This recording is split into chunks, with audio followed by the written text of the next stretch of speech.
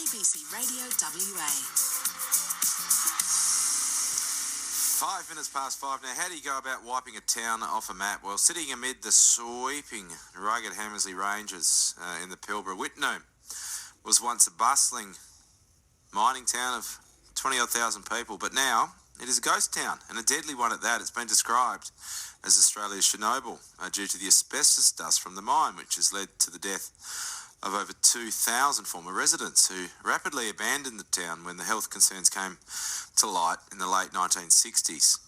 And yet still today, curious tourists ignore the warnings and road closures and four-wheel drive to the former town site, putting themselves at risk of asbestos-related diseases. Well, today, the Wittenoom Closure Bill has been introduced in the West Australian Parliament. Now, if it passes, the bill will see the government acquire the 14 privately owned properties still left in Wittenoom and eventually demolish them. But some people think there's a better way to stop people visiting the contaminated ghost town. Now, more on that in a moment.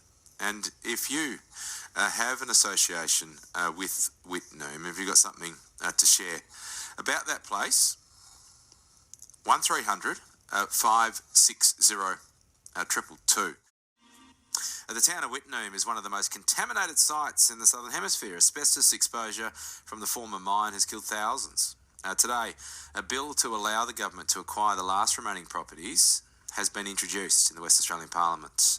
In a moment, you'll hear from a former resident who lost 14 family members to asbestos-related disease as a result of living in Wittenoom. She says more than a law is needed to keep people away from the site. But first, here's Lands Minister Tony Booty telling Nadia Mitsopoulos on ABC Radio this morning about the Closure Bill. Basically, at the moment, Nadia, there are still 14 properties owned by 3 people, and we are going to be compulsory acquiring those properties under the Land Administration Act. Then we'll take control of them. We'll demolish them. We'll demolish any other structures at Wittenoom, and that will allow us to proceed with cleaning up the site even more. And eventually, we hope that we can cut off the roads so that people do not go to Wittenoom. We keep telling people, do not go to Wittenoom. It is a dangerous place, and hopefully this will give us another weapon to try and make the place safer in the sense, and also people will not continue to visit the place. So that's Lands Minister Tony Booty on the Wittenoom Closure Bill, which was introduced into Parliament today. Now, joining us now is former Wittenoom resident Bronwen Duke. Bronwen was born in Wittenoom, lived there till she was 5, and she's passionate about keeping people out of the contaminated site, having lost 14 family members to asbestos-related diseases. Bronwen, hello, and thank you for coming on. You're welcome. No problem. What's your response to the Closure Bill? Oh, agree. The town needs to be closed, but then to do more than just acquire the land and then do a clean-up. It needs to literally be closed down so people can't access the area at all. It's not a place that people need to visit. So tell us more about what extra things you think need to be done. The town needs to be cleaned up, but unfortunately the fibres from the asbestos start out in the gorge and they go all the way through to the town site. So they're not close, and the whole area is covered with fibres. I'm not sure how they can clean that up. If there's a way, my suggestion would be to bury the whole thing. Absolutely, just bury it and try and push it all back in. The area around there is absolutely stunning, and I get why people want to go out to Karanjini National Park. It is stunning, it's beautiful, but don't go anywhere near Wittenoom. Stay away. How do you feel? How do you react when you see photos of tourists, and plenty of tourists still go and have a look-see? How do you react? They're idiots. I'm sorry. People need to understand how bad this is and how dangerous it is. It only takes one fibre. You and I could go to the town together. I already have pleural plaques from the asbestos, and it just takes one fibre to get in, and then it incubates after a period of time, and all of a sudden you have mesothelioma and you're dead within 6 months. People just don't understand how bad and how dangerous this is.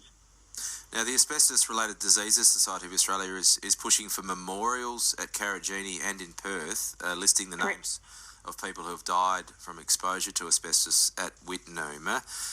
What do you think that would do to helping keep people out? Hopefully people seeing the memorials with all of the names on it and with spaces still open because people are still dying from the asbestos.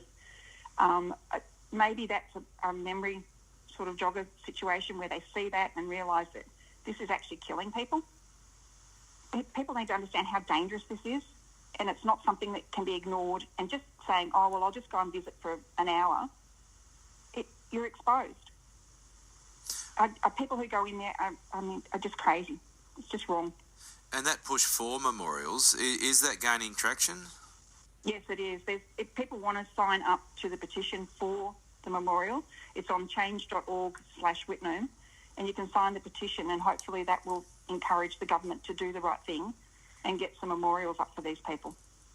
Are you in contact with others that were indeed born and spent childhood in Wittenoom? It's pretty hard when most of your family's gone. I only have one cousin and one brother left. Everybody else has gone. I've lost a brother, both parents, grandparents, aunties and uncles, cousins, 14 of them that we can name. It's not something that when you lose your family, you lose your family. It's a long time since the mine shut down. Why do you think it's taken so long for, this bill hasn't passed, but for a bill to pass? It should have happened years and years and years ago. I don't understand why the government hasn't done anything about it. They've known about the dangers. They knew about the dangers really early on in the piece, and they should have done something there and then once the mine started to close, but they chose not to, and as a result, people are still dying. We appreciate you coming on and sharing your point of view. We appreciate your time, Bronwen. Not a problem. Bronwen Duke, and with good reason, very passionate about shutting Wittenoom down. She was born in Wittenoom. Lived there till she was 5. Passionate about keeping people out, having lost 14 family members to asbestos-related diseases. 1300 560 222. If you've got something to share, let's go to Neville, who's phoned through from Redmond, Albany. Neville, what would you like to say? Andrew. Yeah, good, thanks. The reason there's still people there and it's taken so long to clean it up, they offered peanuts to the people to go to the coast, offered them $30,000 and $40,000 when they owned a house in Wittenoom. If you owned a house in Albany that was worth $300,000 or $400,000, and someone said, "Well, you can go to Barker for $50,000," would you go? Yeah, but is it worth $300,000 or $400,000 being in a contaminated site? No, not at the time. But I mean, this is in the early days. That's why these people are still there, because they offered them peanuts and they wouldn't move. Have you been to Wittenoom? Both sides of the government. Have you been there yourself? Oh yeah, I've been quite a few beers in the Wittenoom pub. Yeah, I know the place well. Okay, and so saw the Godfather there in '72. Okay. And so, and people go on about the asbestos. That woman that was on before, that gorge floods into the Fortescue. Well, the asbestos from all the way to the sea. Yeah, there's lots there. We appreciate the scale of trying to clean it all up. We appreciate your call as well, Neville from Redmond. 1300 560 222. You can text as well, 0448 922 604. ABC Radio WA.